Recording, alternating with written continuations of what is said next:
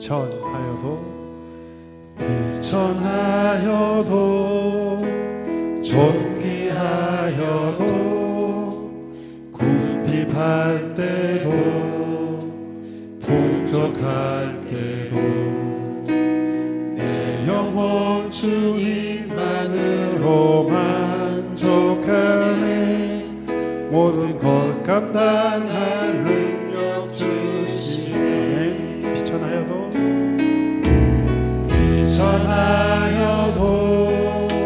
존귀하여도 궁핍할 때도 풍족할 때도 내 영혼 주님만으로 만족하네. 모든 것 감당할 다시 한번 성도 비천하여도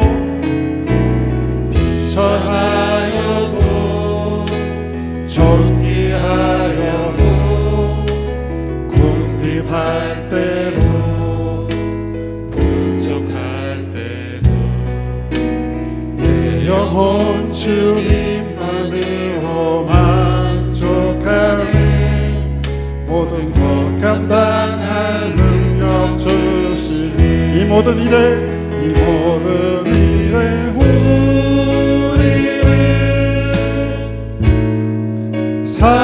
사랑하시는 이로 말미암아 우리가 넉넉히 이기리로다.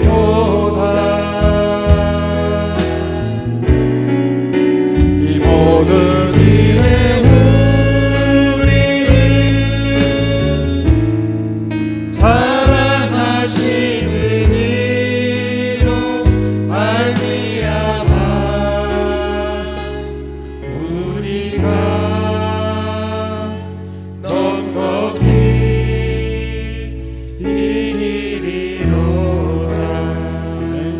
하겠습니다.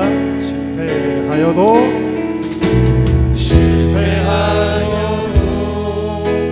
낙심하여도 고난 가운데 무너질 때도 내 영혼 주님만으로 만족하네. 모든 것 감당할 능력 주시네. 실패하여도 낙심하여도 고난 가운데 무너질 때도 내 영혼 주님만으로 만족하네. 모든 것 감당할 능력 주시네. 다시 한번 하겠습니다. 실패하여도 낙심하여도 고난 가운데 무너질 때도 내 영혼 주님만으로 만족하네. 모든 것 감당할 능력 주시네. 이 모든 일에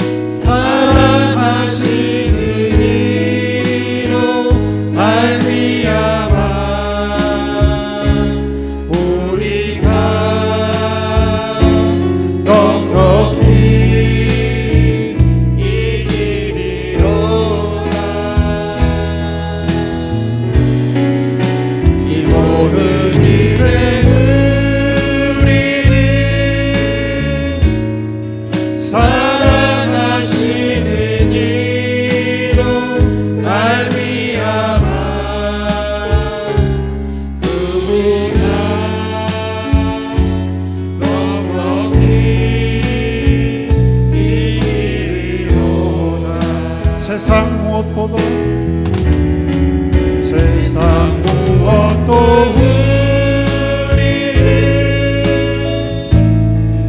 사랑하시는 예수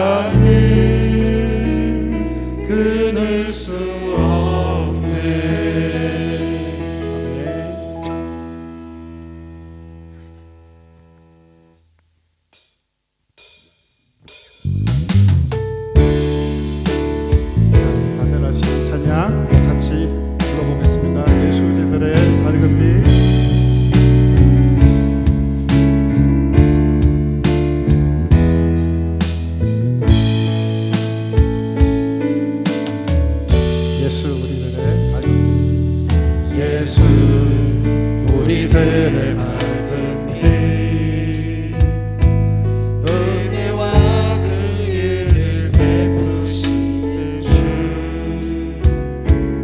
그의 길을 따라가는 주의 자녀들에게 항상 밝은 빛을 비추시네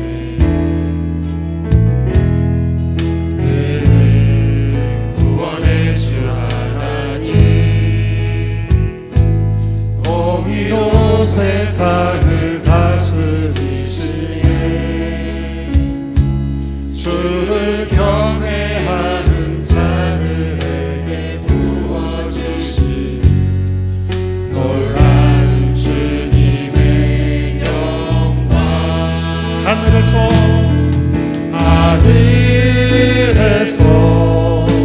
찬란하게 빛나는 주의 영광 이 땅에 오셨네 어둠을 밝히고 새 생명 주시네 영원히 빛나는 나의 예수님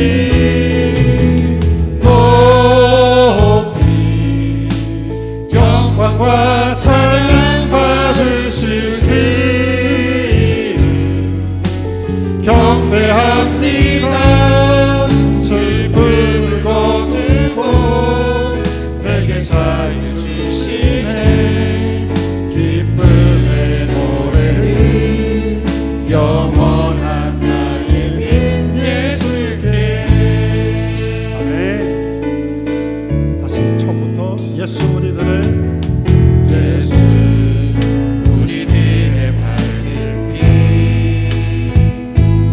은혜와 긍휼을 베푸시는 주 위의 길을 따라가는 주의 자녀들에게 항상 밝은 빛을 비추시니 그는 구원의 주 하나님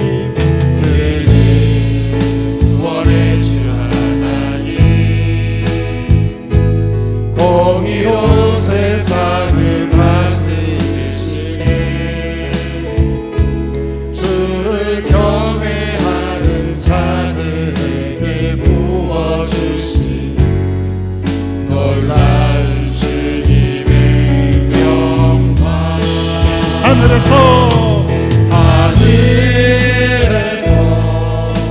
찬란하게 빛나는 주의 영광 이 땅에 오셨네 어둠을 밝히고 새 생명 주시네 영원히 빛나는 나의 예수님 높이 영광과 찬양 받으실 그 이름 경배합니다 슬픔을 거두고 내게 자유 주시네 기쁨의 노래를 영원한 나의 마지막으로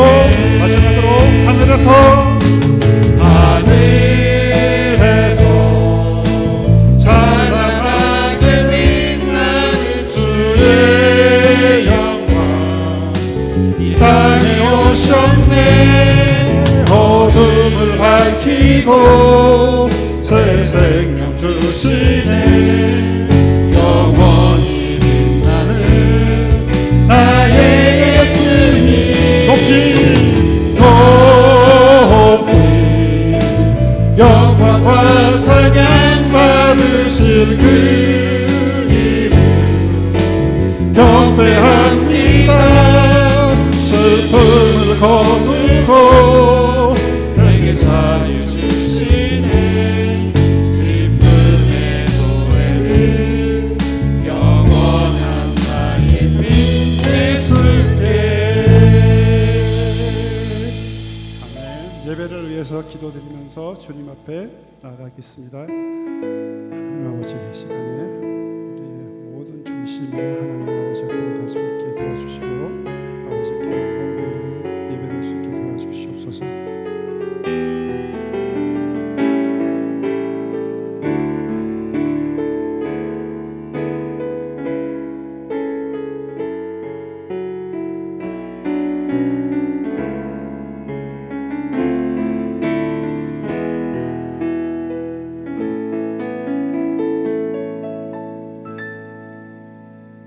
다 같이 묵도하심으로 2026년도 1월 넷째 주 주일 예배를 하나님께 드리도록 하겠습니다.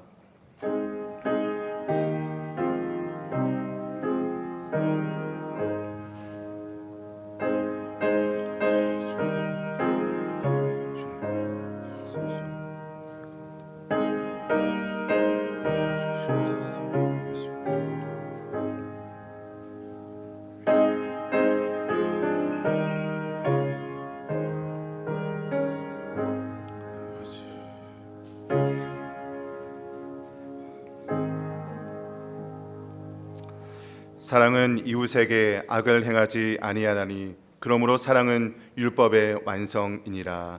아멘. 사랑이 많으시고 자비로우신 하나님 아버지, 오늘도 하나님의 전에 나와 예배 드릴 수 있도록 건강을 주시고 여러 가지 환경을 허락하심에 감사드립니다. 지난 한 주간 살아오면서 어렵고 힘든 상황 속에서도 있는 모습 그대로 하나님의 전에 나왔습니다. 오늘 이 시간 세상의 모든 염려를 내려놓고 오직 하나님만 바라보게 하여 주시옵소서.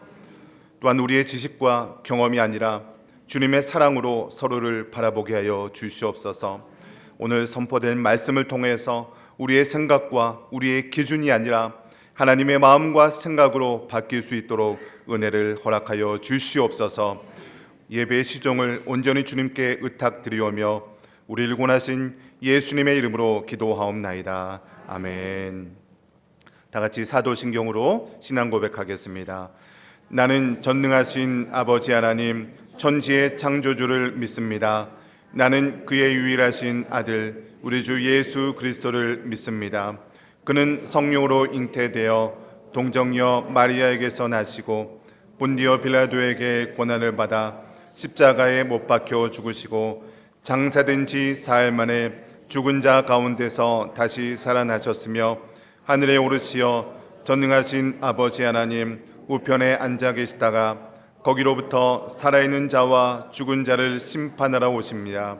나는 성령을 믿으며 거룩한 공교회와 성도의 교제와 죄를 용서받는 것과 몸의 부활과 영생을 믿습니다. 아멘. 우리 다 같이 성시교도 교독문 4번 시편 5편을 교독하도록 하겠습니다. 여호와여 나의 말에 귀를 기울이사 나의 심정을 헤아려 주소서.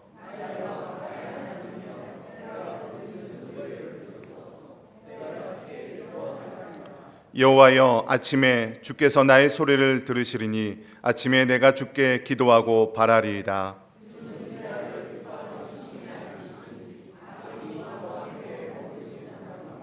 오만한 자들이 주의 목전에 서지 못하리이다.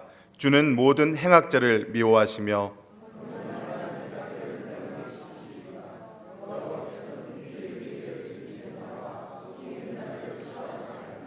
오직 나는 주의 풍성한 사랑을 힘입어 주의 집에 들어가 주를 경외함으로 성전을 향하여 예배하리이다. 여호와여 나의 원수들로 말미암아 주의 의로 나를 인도하시고 주의 길을 내 목전에 곱게 하소서. 아멘. 다 같이 우리 찬송가 212장 겸손의 주를 섬길 때 함께 찬양하겠습니다.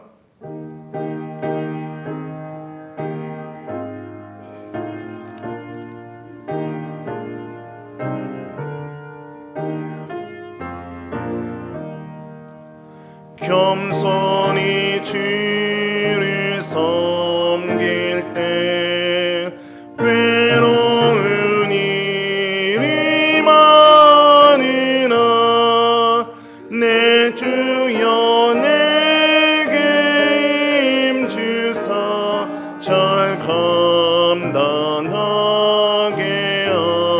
하소서. 인자만 가지고 사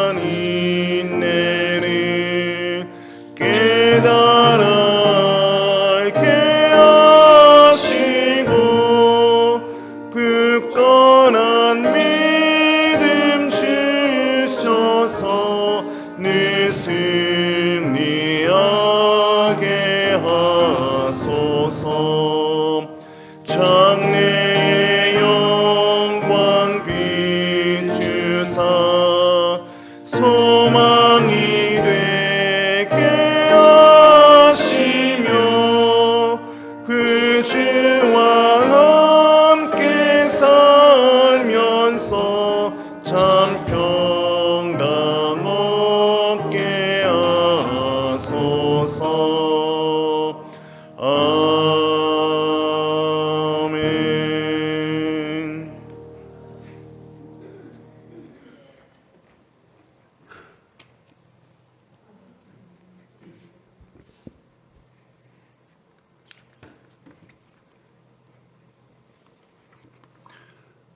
온 땅이여 여호와께 즐거운 찬송을 부를지어다. 기쁨으로 여호와를 섬기며 노래하면서 그의 앞에 나아갈지어다. 아멘. 만물을 지으시고 여전히 모든 것을 다스리시는 창조주 하나님을 이 시간 기쁨으로 주님께 찬양과 경배를 드리오니 주님 기쁘게 받아 주시옵소서. 지난 일주일에 메마른 광야 같은 세상 일들을 내려놓고 주님의 부르심으로 여기에 나왔사오니 주여 우리를 불쌍히 여기시고 위로해 주시고 주님께 예배드리는 이 시간에 친히 임재하시어서 주님의 영광과 존귀가 가득 찬 은혜가 넘쳐나는 예배가 될 수 있게 도와주시옵소서. 하나님 아버지, 우리가 알게 모르게 지은 모든 죄를 주님 앞에 철저하게 회개하는 예배자의 자리가 될 수 있게 도와주시옵소서. 우리를 구원하시려 십자가에 못 박혀 돌아가신 우리 주 예수 그리스도의 한량없는 은혜를 생각하며 우리는 주 안에서 다시 태어난 자이며 성도이기에 우리의 죄를 슬퍼하고 진심으로 회개할 수 있는 은혜를 부어 주시옵소서. 하나님 아버지, 한 해가 시작하는 시점에서 우리 교회를 위하여 간절히 기도드립니다. 이 나라 칠레뿐만 아니라 온 세상과 열방에 정말 선한 영향을 끼칠 수 있는 살아있는 교회, 하나님의 말씀의 열매가 풍성한 교회가 될 수 있게 도와주시옵소서. 살아있는 예배를 드리는 교회가 되기를 원합니다. 주님 도와주시옵소서. 능력의 하나님 아버지, 김형민 목사님을 보내주셔서 진심으로 감사드립니다. 주님이 이끄신 대로 순종하며 우리 교회로 보내주심을 감사합니다. 김영민 목사님의 영적인 건강과 육체의 건강을 지켜주시고 성령님 인도하시어 말씀을 전해주실 때에 듣고 배우는 우리를 성령 충만, 은혜 충만하게 도와주시옵소서. 하나님 아버지, 하나님께 드리는 예배를 위하여 봉사와 헌신을 하는 여러 부서와 성도님들 아버지 기억해 주시고 이 모든 수고가 아버지를 기쁘게 하는 아름다운 모습이라는 것을 사람의 시선은 모르지만 거룩하신 공의의 하나님 아버지는 모든 것을 아시오니 이 모든 봉사와 섬김을 하는 자들에게 축복하여 주시옵소서. 지금 예배에 참석한 성도 한 분 한 분의 삶을 축복하여 주시옵고 오늘도 우리 모두 모든 것을 주님께 맡기고 순종하며 세상을 향해 담대하게 살아가는 주의 백성이 되게 도와주시옵소서. 예수님의 이름으로 기도드렸습니다. 아멘.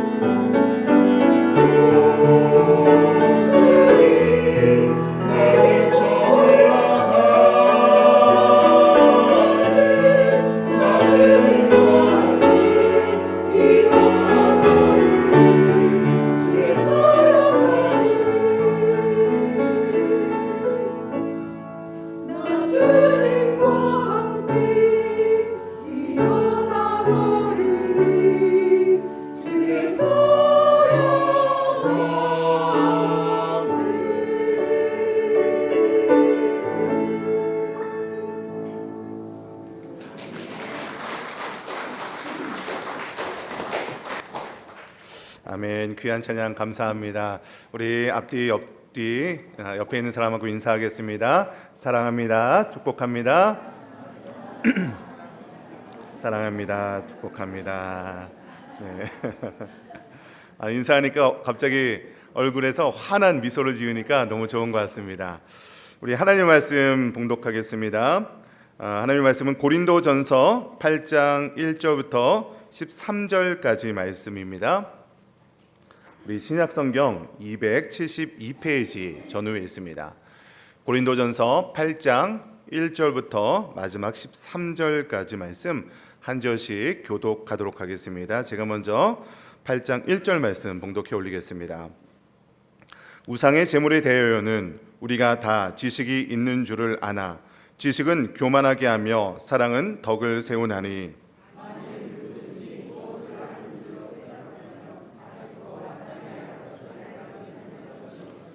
또 누구든지 하나님을 사랑하면 그 사람은 하나님도 알아주시느니라.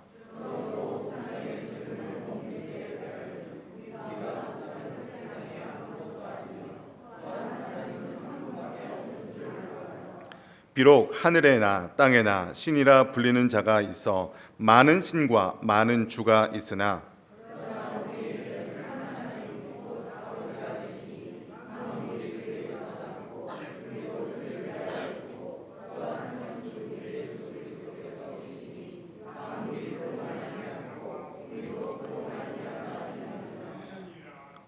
그러나 이 지식은 모든 사람에게 있는 것은 아니므로 어떤 이들은 지금까지 우상에 대한 습관이 있어 우상의 제물로 알고 먹는 고로 그들의 양심이 약하여지고 더러워지느니라.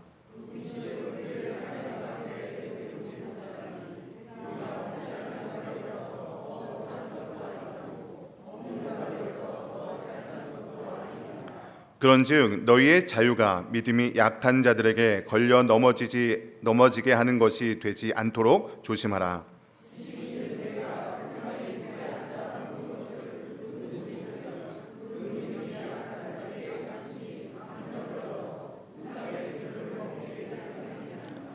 그러면 내 지식으로 그 믿음이 약한 자가 멸망하나니 그는 그리스도께서 위하여 죽으신 형제라.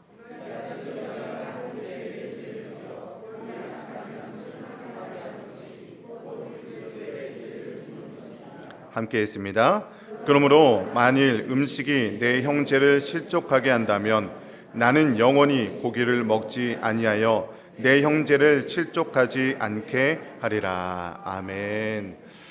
저는 오늘 당신의 침대는 사람을 살리고 있습니까? 라는 제목으로 하나님의 말씀 전하도록 하겠습니다. 그리스 신화에 보면 프로크루스테스라는 악당이 한 명 등장을 합니다. 원래 그 포세이돈의 아들로 그리스 신화에 나오는데요. 이 사람이 그 그리스로 가는 길에 여관을 하나 차렸습니다. 그래서 겉으로 보기에는 이 주인이 굉장히 친절한 사람으로 보입니다. 지나가는 나그네를 보면요, 우리 여관이 있습니다. 얼마나 고된 길을 가고 있습니까? 우리 여관에서 편히 쉬세요. 우리 여관에 들어오시면 굉장히 편안하고 안락한 침대가 있습니다. 이렇게 얘기를 하는 거예요. 여러분, 지나가던 나그네가 보면은 얼마나 고마운 일입니까? 그래서 그 여관에 가서 이 침대에 딱 눕기 시작합니다. 그러면 그때부터 이제 악몽이 시작하는 거예요. 왜 그러냐면 이 프로크루스테스에게는요, 그 자신만의 명확하고 좀 잔인한 그런 기준이 있는데요. 그게 뭐냐면 이 여관에 들어가면 철제 침대가 하나 딱 있거든요. 근데 그 철제 침대에 앉는 사람이 모두가 다 그 철제 침대의 사이즈에 딱 맞아야 된다는 그런 기준이 있는 거예요. 여러분, 근데 사람의 키가 큰 사람도 있고 작은 사람도 있잖아요. 근데 키가 큰 사람이 그 철제 침대에 누우면 거기서 나오는 그 뭐 다리가 삐져나왔다, 머리가 삐져나왔다, 그러면 그 부분을 잘라버리는 거예요. 그리고 그 키보다 작은 사람이 누우면 그 사람은 늘려버리는 거예요. 여러분, 그러니까 이 철제 침대에 누운 사람은 모두가 다 죽을 수밖에 없는 그런 운명에 처해 있었던 거죠. 여러분, 그런데 이런 용어에서 나온, 우리 현대에서도 쓰는 용어인데요, 여기서 나온 용어가 무엇이냐면 프로크루스테스의 침대라는 용어가 지금도 쓰이고 있습니다. 이게 뭐냐면, 여러분, 모든 사람들은 다 각각의 상황이 있고 사람들만의 그런 기준들이 다 있습니다. 그런데 모든 사람에게 획일적으로 기준을 세워놓고 강제적으로 그 기준을 적용하는 것, 그것을 가지고 프로크로테스의 침대다라고 이야기를 하는 겁니다. 여러분, 그런데 이 용어가 우리 기독교인들에게도, 우리 교회 안에서도 각자의 침대를 만들어 놓는 경우가 있을 수 있다는 거예요. 내가 그동안에 경험했던 이 전통이라는 침대가 있을 수 있죠. 또 내가 옳다고 믿는 원칙과 신념이라는 침대가 있을 수 있어요. 또 그동안 내가 해왔던 어떤 습관이라는 침대가 있을 수 있는 것이죠. 그 침대에 내가 사랑하는 자녀를 눕히기도 하고, 주변 사람들을 눕혀보기도 하고, 교회 성도들을 눕혀보기도 하는 거예요. 그러면서 그 침대의 사이즈가 맞지 않으면 저 사람은 믿음이 부족한 사람이다, 그 사이즈보다 그 사람이 크면 저 사람은 너무 세상적인 사람이다 라고 비난하기도 한다는 겁니다. 여러분, 오늘 본문에서 사도 바울이 말하는 것도 바로 이 침대와 같은 이야기일 수도 있습니다. 저는 오늘 본문을 통해서 우리가 신앙생활하면서 정말로 우리가 붙들어야 될 본질이 무엇인지 발견하여서 여러분의 삶과 우리 교회가 정말로 하나님께서 기뻐하시는 우리 교회와 여러분 가정 되시기를 주님의 이름으로 간절히 축원드립니다. 여러분, 오늘 본문 말씀인 고린도 전서는요, 이제 당시에 고린도에 있는 성도들과 사도 바울 사이에 신앙적으로 일어나고 있는 모든 문제들을 서신 형태로 편지로 주고받는 그런 내용들입니다. 이제 고린도 교회에 있는 성도들의 어떤 문제가 발생해서 사도 바울에게 편지를 썼던 거예요. 바울 선생님, 우리 고린도 교회 안에 우상에게 드렸던 고기를 먹는 문제로 다툼이 일어납니다. 분열이 일어났습니다. 우리가 이 고기를 먹는 것이 맞습니까? 틀린 겁니까? 이런 질문을 사도 바울이 했던 거예요. 이것에 대해 오늘 본문을 통해서 사도 바울이 고린도 교회 성도들에게 답변하고 있는 내용이 오늘 본문의 골자입니다. 여러분, 당시에 고린도 지역은요, 굉장히 번화한 항구 도시였어요. 여러분, 한국으로 치면은 우리 부산 같은 데가 이제 항구가 번화하고 굉장히 많은 문물들이 들어오고 이렇게 번화하잖아요. 칠레는 어디가 그렇습니까? 발파라이소가 그렇죠. 또 우리가 번화한 곳으로 친다면 우리 산티아고가 아마 그런 곳일 것 같아요. 굉장히 번화하고 사람들의 유동 인구가 많고 정보들도 많고 사람들이 몰리는 곳이 바로 고린도 지역입니다. 그런데 이 고린도 지역에서 행하고 있는 것이 무엇이냐면 우상 신전이 있는데 그곳에서 많은 그런 제사들이 이루어지고요, 그 제사에 드려지는 것들이 많은 고기가 드려지는 거예요. 그러다 보니까 그 고기를 많이 드려지고 남는 것들이 있잖아요. 제사장들이 먹고 남은 것들은 다 시장에 갖다 파는 거죠. 그러니까 사람들이 시장에서 사 먹는 고기의 대부분은, 거의 전부는 우상신전에 드렸다가 나온 고기였던 거예요. 그러다 보니까 사람들이 먹는 고기들은 다 우상신전에 드렸던 고기였던 거죠. 더 복잡한 일들이 발생합니다. 이제 어떤 사람이 이제 식사를 토지했어요. 그 사람의 집에 놀러 갔더니 가보니까 고기가 반찬으로 나온 겁니다. 여러분, 그러면 그 고기를 먹어야 됩니까? 먹지 말아야 됩니까? 여러분, 이런 문제들, 복잡한 문제들이 지금 고린도 교회 성도들 가운데 있었던 거예요. 그러다 보니까 이 고린도 교회 안에서 두 부류의 사람들로 나눠지게 됩니다. 한 부류는요, 지식이 있는 사람들입니다. 이 사람들은요, 신학적인 지식이 굉장히 뛰어난 사람들이었어요. 사도 바울로부터 많은 지식을 배우기도 하고 성경적으로 지식이 굉장히 뛰어난 사람들이었습니다. 여러분, 성경을 보면요, 신은 하나님 한 분밖에 없습니다. 그렇기 때문에 우상이라는 것은 있을 수가 없는 거죠. 그래서 우상에게 드려진 그 제물, 고기라 하더라도 그것을 먹는 것이 전혀 문제가 되지 않는 사람들입니다. 그냥 고기는 음식일 뿐이에요. 그런데 또 하나의 부류가 있었던 거죠. 이 사람들의 부류는요, 믿음이 연약한 자들이라고 성경에 표현되어 있습니다. 이 사람들은 이제 기독교로 개종한 지 얼마 되지 않았던 사람들이에요. 여러분, 그 고린도 지역에 있었던 사람들은요, 그동안에 우상에게 드렸던 그런 제사에 참석했던 사람들입니다. 당시에 고린도에서 제사는요, 굉장히 음란하고 또 이교도적인 그런 신앙의 제사였습니다. 그러다 보니까 이 사람들은요, 고기만 보더라도 이거는 굉장히 그 우상에게 드렸던 제물이었다, 이런 인식이 머릿속에 딱 남는 겁니다. 그러니까 이 고기를 먹는 거에 대해서 굉장히 두려워하고, 나는 이제 하나님을 믿기로 작정했는데 이 고기를 먹을 때 양심의 가책이 생기는 거예요. 그러다 보니 이렇게 지식이 있는 사람들 그리고 믿음이 연약한 사람들, 이렇게 두 부류로 나눠졌던 거죠. 그런데 여기서 이 소칭 지식이 있는 사람들이라는 사람들이 제가 처음에 언급했던 프로크루스테스의 침대를 언급하기 시작하는 거예요. 아니, 지금 당신들 교회에 나온 지, 하나님 믿기로 작정한 지 이렇게 오래됐는데 우상이 어디 있습니까? 이 고기 먹는 건 아무런 문제가 되지 않습니다 라고 하면서 자신의 기준을 가지고 믿음이 연약한 자들에게 강요하는 거죠. 고기 먹어도 아무런 상관이 없는데 왜 이렇게 당신들은 믿음이 연약합니까? 라고 하면서 자신들의 지식으로 갖고 있는 그 기준을 많은 사람들에게 그대로 적용하고 있었다는 겁니다. 맞는 말을 하는 거예요. 신학적으로 틀린 말이 아니죠. 하나님 한 분밖에 없습니다. 우상이 어디 있습니까? 고기는 그냥 음식일 뿐입니다. 맞는 말을 했는데 그 사람의 했던 말을 통하여 형제의 마음에 상처를 주고 있었다는 거죠. 여러분, 본문 1절 말씀을 다시 한번 읽어봤으면 좋겠는데요. 우리 본문 8장 1절 말씀 다시 한번 읽겠습니다. 시작.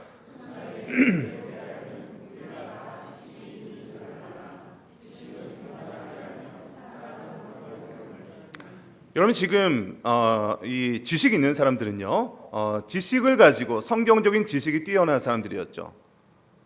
하나님 한 분밖에 없기 때문에 이것을 가지고 고기를 먹는 것 전혀 문제가 되지 않습니다 라고 했던 것 너무나도 맞습니다. 그런데 그 지식으로 다른 사람들을 비난하고 정죄하고 평가하기 시작했다는 거죠. 여러분, 그렇기 때문에 이 지식과 함께 필요한 것이 바로 사랑이라는 거죠. 여러분, 그래서 사랑은요, 사람을 세워주는 역할을 합니다. 그래서 지식과 함께 사랑이 있을 때 우리 교회 안에서 모든 성도들을 세울 수 있는 그 비결이 바로 지식과 함께 사랑이 필요하다는 거죠. 여러분, 그런데 여기까지는요, 이제 성경의 내용입니다. 여러분, 오늘 본문에서는 이제 고린도 교회, 2000년 전에 고린도 교회에서 우상에게 드린 고기를 먹느냐 마느냐, 이 문제가 불거졌던 거죠. 그런데 지금 우리는 2026년도 우리 산티아고에 살고 있는 여러분에게 2000년 전에 있었던 그 고기를 먹느냐 마느냐의 문제가 무슨 상관이 있을까요? 여러분, 우리 고기 먹는데 좀 불편하신 분 혹시 계십니까? 네, 고기 잘 드시지 않습니까? 우리 산티아고는 그래도 고기 잘 드시는 것 같아요. 고기도 참 맛있고요. 여러분, 그래서 우리가 성경에 나와 있는 그 내용들이 나하고는 별 관계가 없다라고 하면서 고기 문제는 이 본문은 우리하고는 좀 상관이 없는 문제인가 보다라고 생각할 수도 있습니다. 여러분, 그러나 우리가 성경을 보실 때 성경에 나와 있는 문자 그대로 우리에게 적용을 해서는 안 될 때가 참 많이 있어요. 그래서 우리가 성경을 보실 때는요, 성경이 나와 있는 그 원리들을 발견해야 됩니다. 고기를 먹지 말라는 문제가 과연 왜 나왔을까? 그 원리를 발견하여서 과연 우리들에게 이 말씀이 어떻게 적용될지를 고민하면서 우리의 삶 가운데 오늘 말씀을 적용을 해야 한다는 거죠. 여러분, 그러다 보면 여기서 나오는 그 성경의 원리가 무엇이냐면 자신들의 기준을 가지고 남을 평가하는 내용들이었죠. 여러분, 그러면 이 내용이 우리에게도 동일하게 적용될 수 있지 않겠습니까? 여러분, 우리들 삶 가운데서도 우리들 나름대로의 그런 침대들이 하나씩 있을 수 있다는 거죠. 그러면서 그 침대를 가지고 우리 사랑하는 자녀들에게 혹은 주변 이웃들에게, 우리 성도들에게 그 침대의 기준을 가지고 다른 사람을 평가하고 비평할 수도 있다는 겁니다. 여러분, 제가 그 신앙생활을 하다 보면, 목회를 하다 보면 성도들이 많이 하는 질문들이 있습니다. 그 질문들을 보면 이런 질문들이에요. 목사님, 우리는 가족들이 식사를 하다 보면 고기를 먹고 와인 한 잔 정도를 하게 되는데, 목사님, 와인을 마시는 것이, 술이라고 할까요? 술을 마시는 것이 죄입니까? 죄가 아닙니까? 우리는 담배 피는 사람이 있는데 담배 피는 것이 죄입니까? 아닙니까? 네. 주일날 가끔은 우리는 여행을 가기도 하는데 주일날 여행 가는 것이 죄입니까? 아닙니까? 여러분, 우리가 신앙생활하다 보면 여러 가지 질문들을 제가 받습니다. 아침 기도에 나오는 것이 꼭 나와야 됩니까? 안 나와야 됩니까? 여러 가지 질문이 있을 수 있어요. 여러분, 이런 질문들을 제가 정리해 보면 이렇게 요약할 수 있습니다. 신앙생활하면서 해야 될 것과 하지 말아야 될 것, 이런 것들로 요약될 수 있습니다. 여러분, 저는 이런 질문을 하는 성도님들의 의도가 뭔 줄 알아요. 이것을 목사님께 목사님이 술을 마셔도 된다, 안 된다 그랬으면 목사님이 술 마셔도 된대 그러면서 면죄부로 삼으려고 이렇게 하시는 분은 한 분도 안 계실 거예요. 저는 이렇게 믿습니다. 목사님을 통해서 어떤 신앙의 기준을 좀 이렇게 알고 싶어하는 마음, 신앙생활을 조금 더 잘하고 싶은 마음에서 목사님 이렇게 하는 것이 맞습니까? 이것이 옳은 신앙입니까? 이런 질문이라고 저는 생각을 합니다. 여러분, 그런데 너무 우리가 신앙생활할 때 이것은 해야 될 것, 이것은 하지 말아야 될 것, 어떤 규칙을 지키고 규칙을 지키지 않는 것으로 신앙생활을 적용하면 너무나도 우리 신앙생활을 단순화시키는 경향이 있는 거예요. 여러분, 우리 신앙생활이 어떻게 어떤 리스트를 만들어놓고 그것을 체크하면서 이거는 해도 되고 이거는 하지 말아야 될 그런 신앙으로 어떻게 나눌 수가 있겠습니까? 여러분, 그동안 한국교회에서 한국교회의 상황일 수도 있습니다. 우리 칠레에 있는 문화랑은 조금 다를 수 있지만 교회에서 해야 될 것과 하지 말아야 될 것들이 좀 리스트들이 있어요. 여러분, 교회에서 해야 될 것 뭐가 있을까요? 여러분, 주일 성수하는 것 꼭 해야 될 것 같아요. 네, 그렇죠? 주일을 꼭 지켜야 됩니다. 이런 얘기 많이 합니다. 또 헌금 생활 잘 하셔야 됩니다. 특별히 우리 11조 생활 잘 하셔야 됩니다. 그리고 어떤 봉사를 꼭 해야 됩니다. 혹은 공예배 참석 열심히 하셔야 됩니다. 이런 것들 강조합니다. 그러면서 하지 말아야 될 것들 무엇이 있죠? 술 마시면 안 됩니다. 담배 피면 안 됩니다. 제사 드리면 안 됩니다. 도박하면 안 됩니다. 여러 가지들이 있을 수 있죠. 여러분, 이렇게 신앙생활할 때 어떤 기준들을 세워놓고 기준들을 가지고 지키려고 하는 모습들 너무나도 소중한 그런 일들이에요. 여러분, 그런데 그런 기준들이 어떻게 세워졌을까 한번 고민해 봐야 될 필요가 있습니다. 우리 한국의 기독교 역사가 그렇게 길지는 않습니다. 길게 보면 한 150년, 짧게 보면 한 100년 정도 평균적으로 될 것 같아요. 한국에 선교사님들이 오셔서 우리 한국에 복음을 전하면서 교회를 세우기 시작합니다. 그런 상황에서 한국이 이제 농사 활동을 했던 그런 시기였잖아요. 그러다 보니까 한국 사람들의 습성을 보니까 우리 한국 사람들은요, 술을 마시기 시작하면 죽을 때까지 마시는 거예요. 그냥 술도 막걸리 그런 거 항아리째로 마시면서 그 다음날 일하고 농사 나가야 되는데 다음날 주일인데 그냥 교회 안 나오는 거 보니까 술 마시고 이제 주무시고 계시는 거예요. 당시에 어떤 그 아편 같은 거, 그런 그 대마초 같은 것도 들어와다 보니까 이런 어떤 담배를 피우는 문제로 여러 가지 문제가 발생하는 거예요.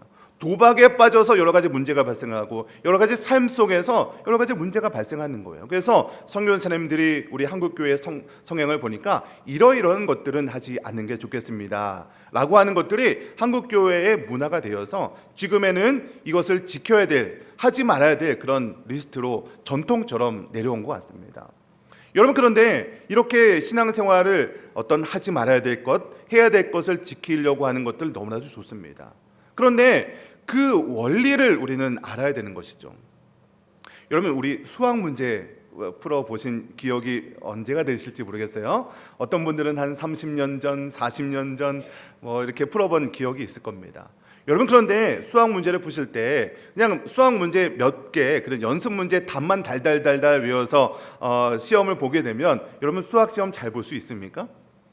여러분, 수학 시험을 잘 보려면 원리가 무엇인지 알아야 되죠.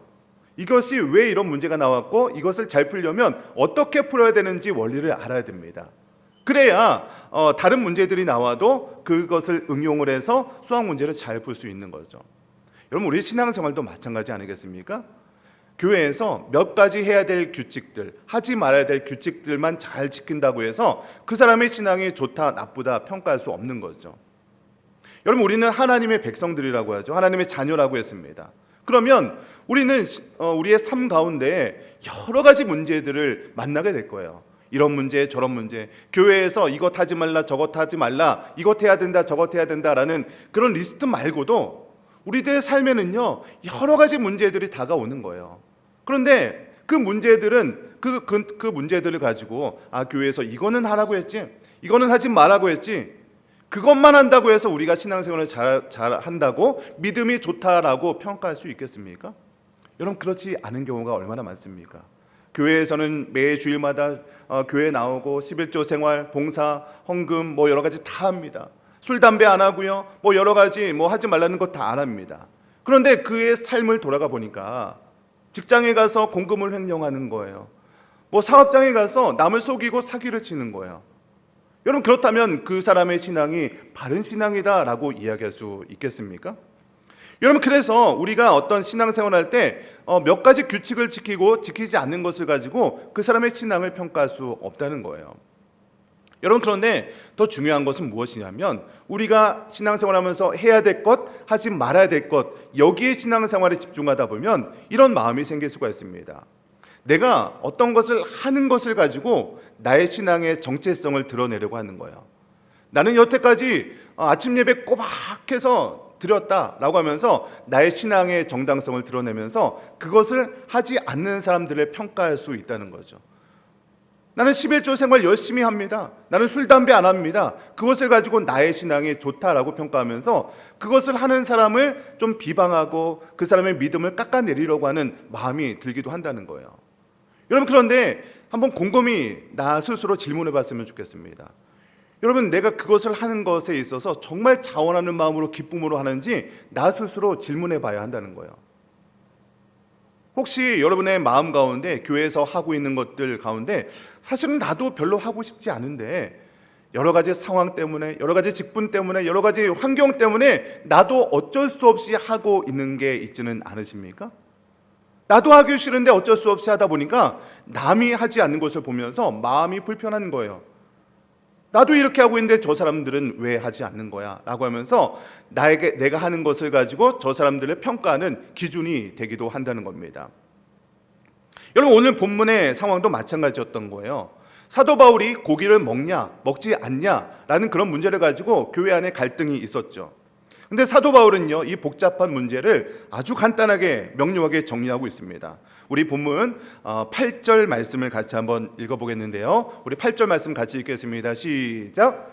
음식은 우리를 하나님 앞에 내세우지 못하나니 우리가 먹지 않는다고 해서 더 못 사는 것도 아니고 먹는다고 해서 더 잘 사는 것도 아니니라. 여러분, 음식을 먹고 안 먹느냐가 중요하지 않다는 거죠. 그게 신앙생활의 본질이 아니라는 거예요. 여러분, 마태복음에서 예수님께서 15장에서 이런 말씀을 하십니다. 우리 15장 11절 말씀인데요, 같이 한번 읽어보겠습니다. 시작. 입으로 들어가는 것이 사람을 더럽게 하는 것이 아니라 입에서 나오는 그것이 사람을 더럽게 하는 것입니다. 여러분, 입으로 들어가는 것들, 하나님께서 주신 음식들, 이것이 더러운 게 아니라는 거죠. 사람의 입에서 나오는 것들 무엇입니까? 미움과 다툼과 시기와 질투와 원망과 불평과 이런 것들이 사람을 더럽게 하는 것 아니겠습니까? 여러분, 베드로 사도가 사도행전 10장에 보면요, 하나님께서 베드로 사도에게 환상을 보여주십니다. 그 환상이 무엇이냐면 각종 보자기에 쌓여있는 음식이 딱 내려오는데 그 음식에 보니까 성경에서, 구약 성경에 먹지 말라고 했던 부정한 음식들이 다 그 보자기에 쌓여 있는 거예요. 그러면서 하나님께서 음성이 들리는데 이것을 받아 먹으라고 하는 거죠. 베드로 사도가요, 하나님, 저는 여태까지 부정한 음식을 한 번도 먹은 적이 없습니다. 내가 그것을 어떻게 먹겠습니까? 라고 했더니 하나님께서 하시는 음성이 무엇이냐면 내가 깨끗하다고 한 것을 내가 어찌 부정하다고 하느냐. 여러분, 이 본문에서 하고자 하는 그런 말씀이 무엇입니까? 하나님께서 우리에게 주신 것들은요, 가치 중립적이라는 거예요. 음식 자체는 죄도 아니고 선도 아니고 악도 아니라는 거죠. 여러분, 물질도 마찬가지죠. 돈이 죄악입니까? 선한 겁니까? 우리의 문화, 기술 이런 것들은요, 가치 중립적이라는 거예요. 이것을 악하게 쓰면 악한 것이고 이것을 선하게 쓰면 선하게 쓸 수 있는 가치 중립적인 것이 바로 하나님께서 우리에게 주신 것들이라는 거예요. 여러분, 그래서 우리가 어떤 기준을 세울 때 사람을 어떻게 살릴 것인가 라는 것으로 질문을 바꿔야 한다는 거예요. 당신 이것을 했습니까? 하지 않았습니까? 라고 질문하는 것이 아니라 내가 이 말과 행동을 통해서 과연 사람을 살릴 수 있을 것인가? 라고 질문해야 된다는 거예요. 그래서 내가 이 질문을 통해서, 나의 행동을 통해서 어떻게 하면 우리의 공동체를 살릴 수 있을 것인가? 라는 것을 통해서 우리가 공동체를 살려야 되고 우리의 가정을 살려야 되고 우리의 자녀를 살려야 되는 것이죠.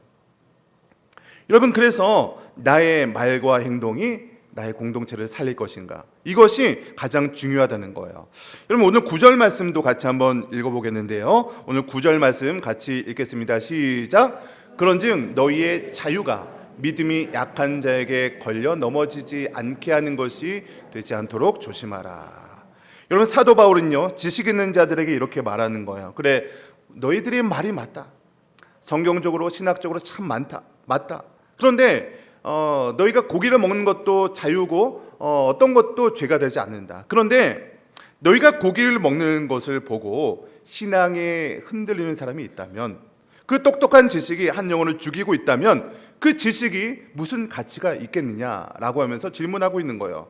그러면서 10절부터 12절까지 이렇게 얘기하는 거죠. 우리 좀 길지만 같이 한번 10절부터 12절까지 읽겠습니다. 시작. 지식이 있는 내가 우상의 집에 앉아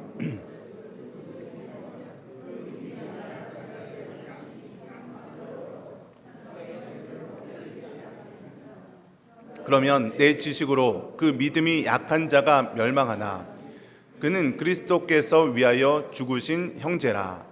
이같이 너희가 형제에게 죄를 지어 그 약한 양심을 상하게 하는 것이 곧 그리스도에게 죄를 짓는 것이니라. 아멘. 여러분, 무슨 말입니까? 우리가 지식을 가지고, 성경적인 지식은 너무나도 중요해요. 신앙생활 하는데 기준이 됩니다.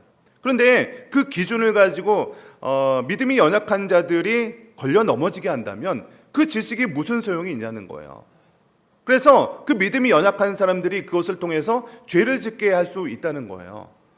더 나아가서는요, 그것이 그리스도께 죄를 지을 수 있는 것까지 발전될 수 있다는 겁니다. 여러분, 저와 여러분은요, 하나님의 자녀고 하나님의 백성들입니다. 그러나 이 세상 속에 살고 있는 하나님의 백성들이고 하나님의 자녀죠. 이 세상의 문화와 완전히 동떨어 살아갈 수 있는 것이 아닙니다. 여러분, 우리는요, 한국과 비교해서 비교적 좀 자유로운 나라 칠레라는 문화 속에 살고 있습니다.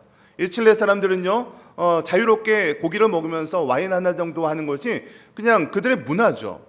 그런데 우리는 이런 문화 속에 살고 있습니다. 특히 저와 여러분의 자녀들은요, 이 칠레 문화 속에서 학교 생활하는 그런 자녀들입니다. 자연히 그 문화 속에 우리 어린 자녀들은요, 그 문화 속에서 학교에서 살아가면서 그들 문화 속에 살아가게 되는 것이죠. 그런데 우리 부모님들의 세대는 어떻습니까? 비교적 한국에서 떠나온 지 오래되셨다 하더라도 우리는 기본적으로 유교 문화 속에 살고 있고 한국의 전통적인 그런 신앙 속에 그런 것들이 익숙한 사람들이죠. 그러다 보니까 이런 조금 자유로운 그런 문화 속에서 자라나는 우리 자녀들을 보니까 나의 기준과 너무 좀 동떨어지는 모습이 있는 거예요. 그러면서 자녀들에게 나의 모습의 기준을 삼아서 그들에게 이렇게 하면 된다, 안 된다, 그런 기준을 들이게 되는 거죠. 여러분, 그렇다 보면 우리 자녀들은요, 우리 교회라는 그곳이 내가 탈출하고 벗어나야 될 그런 감옥처럼 느낄 수 있다는 거예요. 여러분, 그러면 마찬가지로 동시에 우리 자녀들은 오늘 말씀을 어떻게 적용해야 될까요?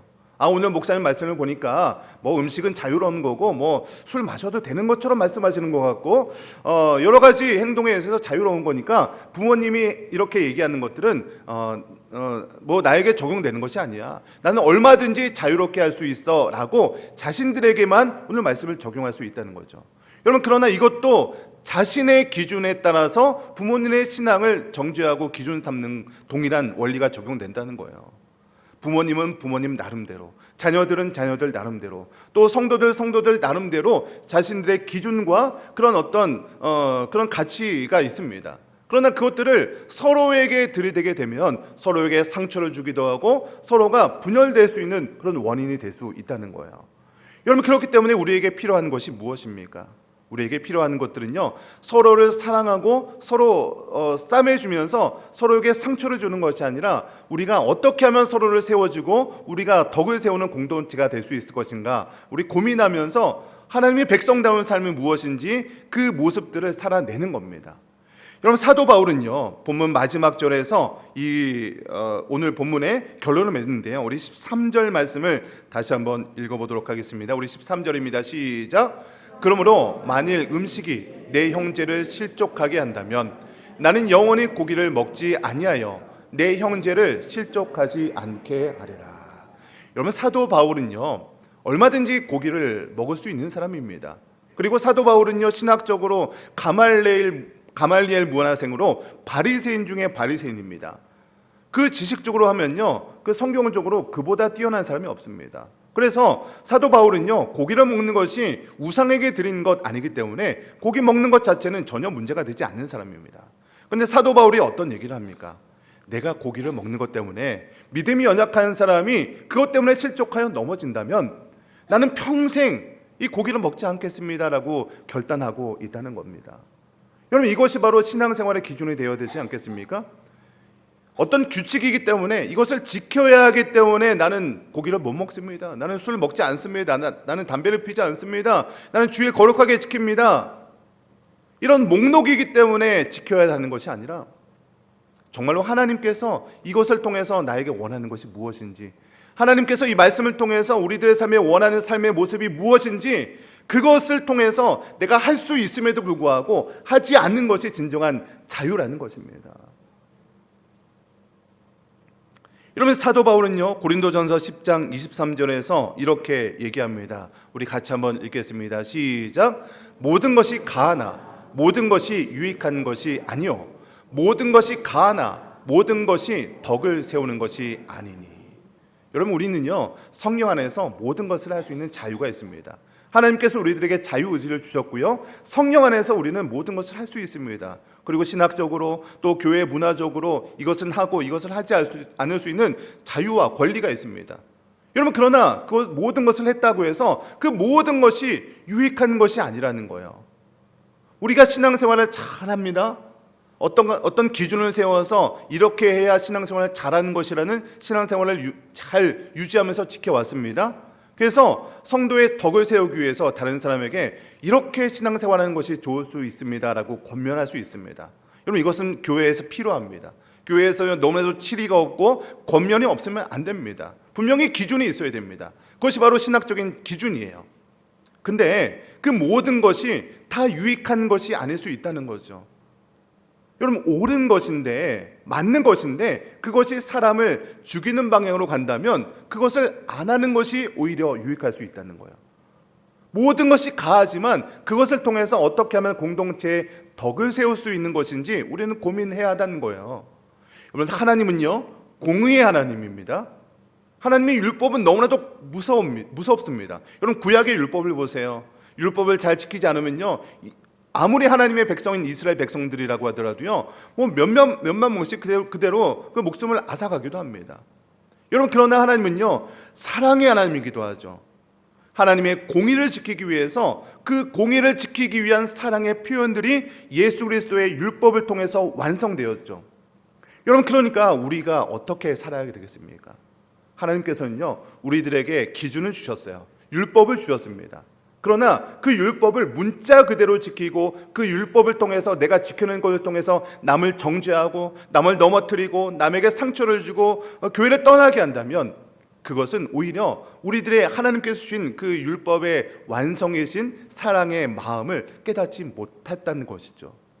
여러분, 그렇기 때문에 우리는 어떻게 살아야겠습니까? 하나님이 주신 그 율법의 기준을 나에게는 적용하는 거예요. 그러나 다른 사람들에게 적용할 때는요 사랑의 필터를 거쳐서 저 사람을 어떻게 하면 내가 세울 수 있을 것인가, 저 사람 어떻게 하면 살릴 수 있을 것인가, 사람 한 명 한 명을 바라보면서 그 영혼을 세울 수 있는 방향으로 우리들의 모습이 나아가야 한다는 것입니다.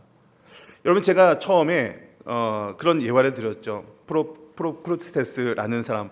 여러분, 결국 그 프로크루스테스가 어떻게 됐냐면 그 아테네의 영웅이었던 테세우스가 나타나서 그 동일한 방식으로 그 프로크루스테스를 침대에 누이고 그 사람을 처형하게 됩니다. 여러분, 우리의 모습이 어떻게 보면 프로크루스테스와 같은 모습이 되어서는 안 되지 않겠습니까? 여러분, 기준을 세우는 거 너무나도 중요합니다. 신앙의 기준 너무나도 중요하다는 거예요. 이게 필요 없다는 것이 아닙니다. 그러나 그 기준을 모든 사람에게 동일하게 적용된다면 우리도 프로크루스테스와 같은 그런 곳이 될 수 있는 것이고 교회가 그 프로크루스테스의 여관과 같은 곳이 될 수도 있다는 겁니다. 바라기는 우리 모든 성도님들의 마음 가운데 혹시 나만의 침대가 있다면 그 모든 침대를 십자가 앞에 내려놓고 그 자리에 십자가의 자리를 내려놓고 하나님의 사랑과 하나님의 그 은혜가 가득하게 되시기를 주님의 이름으로 간절히 축원드립니다. 오늘 본문을 생각하면서 우리 같이 찬양하면 좋겠는데요. 찬송가 449장 예수 따라가며 우리 찬양하면서 또 기도하면 좋겠습니다. 우리 449장 함께 찬양하겠습니다.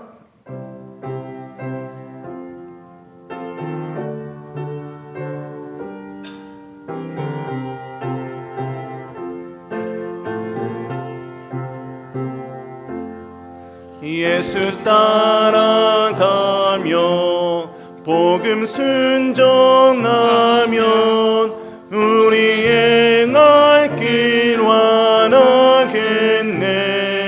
주를 의지하며 순종하는 자를 주가 늘 함께 하시리라. 의지하고 순종하는 길은 예수 안에 즐겁고 복된 길이로다. 해를 당하거나 우리 고생할 때 주가 위로해 주시겠네. 주를 의지하며 순종하는 자를 주가 안위해 주시리라. 의지하고 순종하는 길은 예수 안에 즐겁고 복된 길이로다. 남의 짐을 지고 슬픔 위로하면 주가 상급을 주시겠네. 주를 의지하며 순종하는 자를 항상 복 내려 주시리라. 의지하고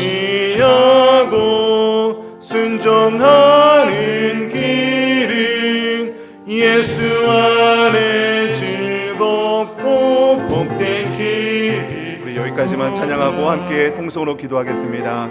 이 시간 기도할 때 우리 말씀을 생각하면서 오늘 찬양했던 그 가사를 생각하면서 함께 기도했으면 좋겠습니다. 하나님께서 우리 각자에게 주시는 오늘 음성이 있는 줄 믿습니다.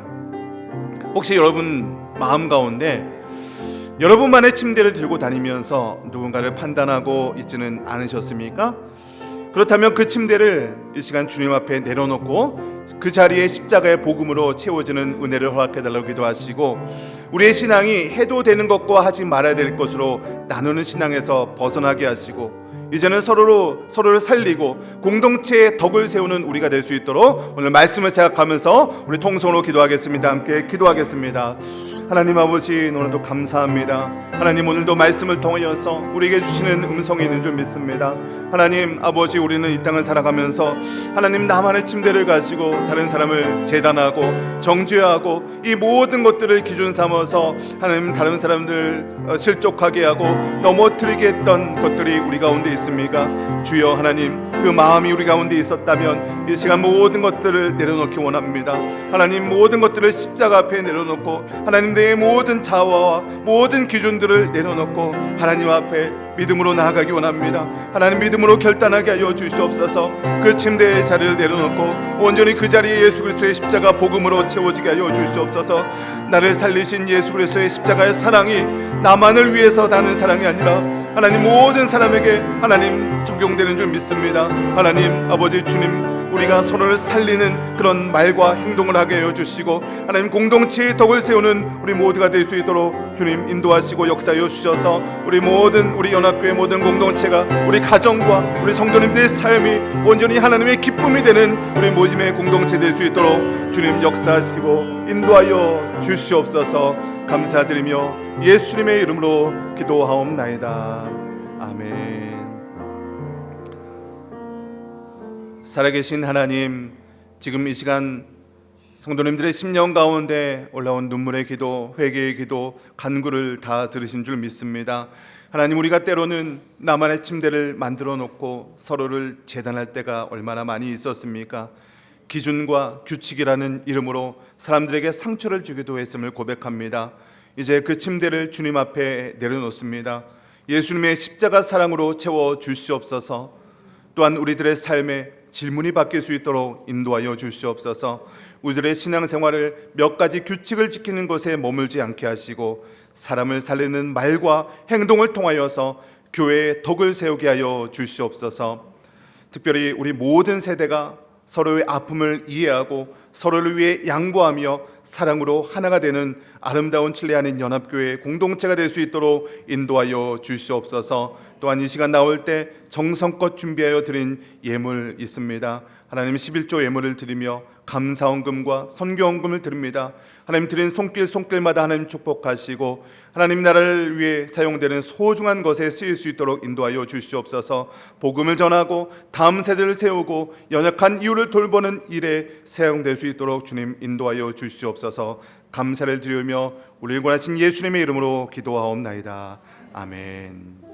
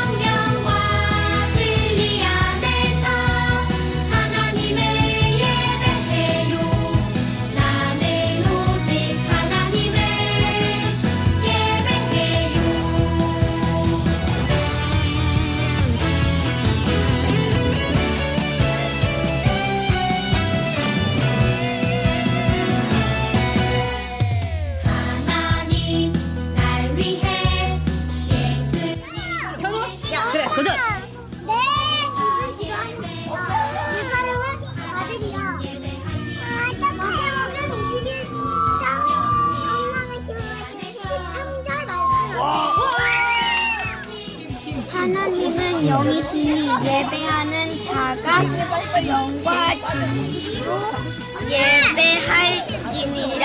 요한복음 4장 24절.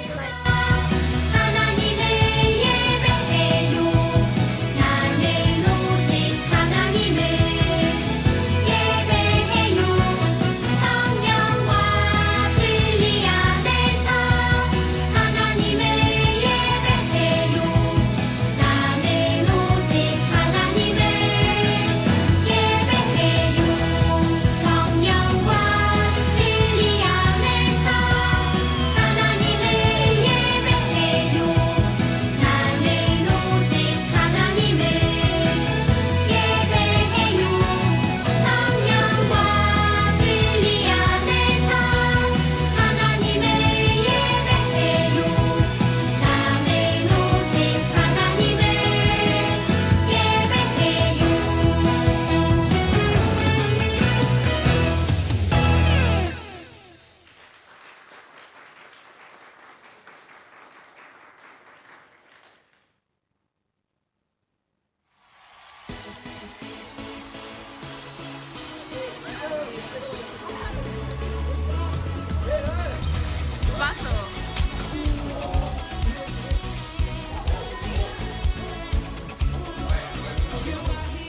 2026년도 중고등부 여름수련회 3박 4일의 일정을 성도님들의 기도와 사랑 가운데 은혜롭게 잘 마치고 돌아왔습니다.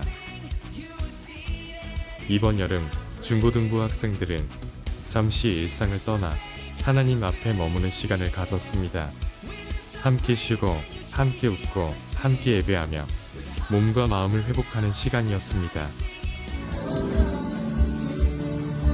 하나님의 이름으로 승리하라는 주제로 열린 이번 수련회는 말씀을 통해 아이들은 하나님의 이름이 삶의 순간마다 붙들 수 있는 믿음의 고백이요 능력임을 배웠습니다.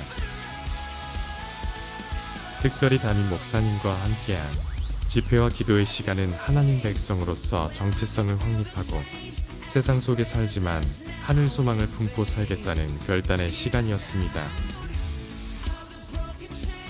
아침마다 말씀으로 하루를 시작하고 기도와 나눔 속에서 신앙은 혼자가 아니라 함께하는 것임을 경험하였고 서로의 이야기를 나누며 중고등부 공동체 안에서 하나됨을 느끼는 시간도 가졌습니다. 이제 아이들은 다시 일상으로 돌아갑니다. 학교로, 가정으로, 하나님께서 맡기신 삶의 자리로 돌아갑니다. 이번 수련회를 통해 말씀으로 심겨진 씨앗이 아이들의 삶 속에서 자라나 하나님의 이름을 의지하는 믿음으로 이어지기를 소망합니다.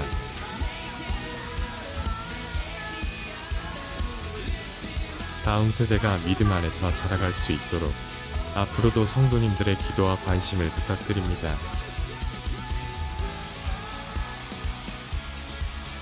감사합니다.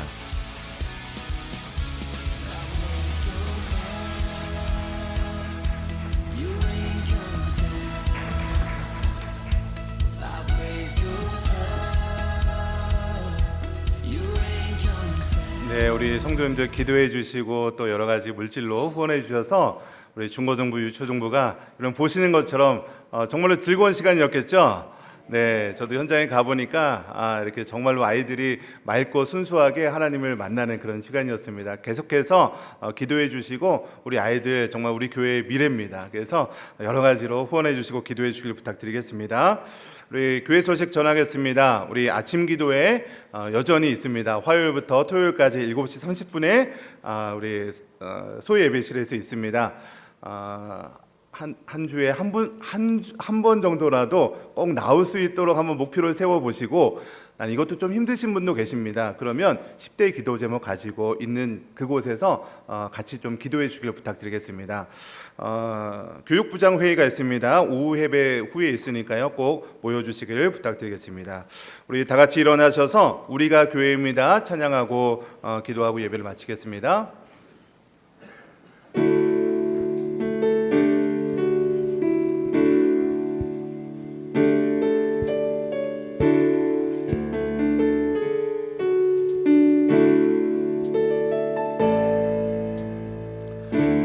우리는 세상 속에서 주의 부름 받은 성도입니다. 어두운 세상 중에 빛으로 부르셨네. 우리는 주님의 성도입니다. 우린 주의 자녀입니다. 주의 자녀입니다. 세상 속에서나 가정에서도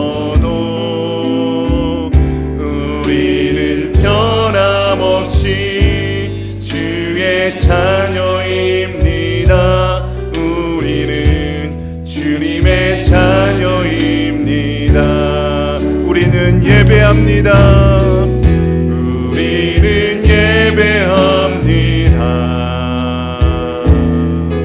어떤 환경이나 상황 속에도 우리는 변함없이 주를 예배합니다. 우리는 주님만 예배합니다.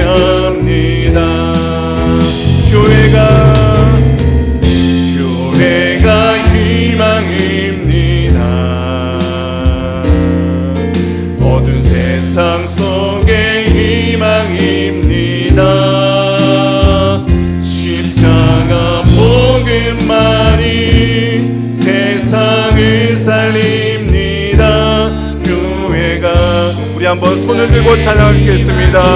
우리가 교회입니다. 우리가 교회입니다. 함께 모일 때나 흩어질 때도 우리는 예배하고 복음을 전합니다. 우리가 주님의 교회, 우리는 예배하고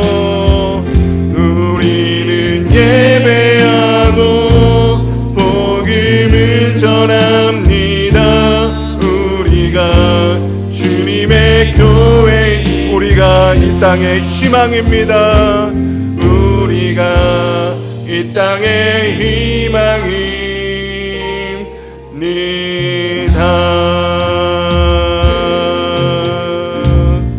기도하겠습니다.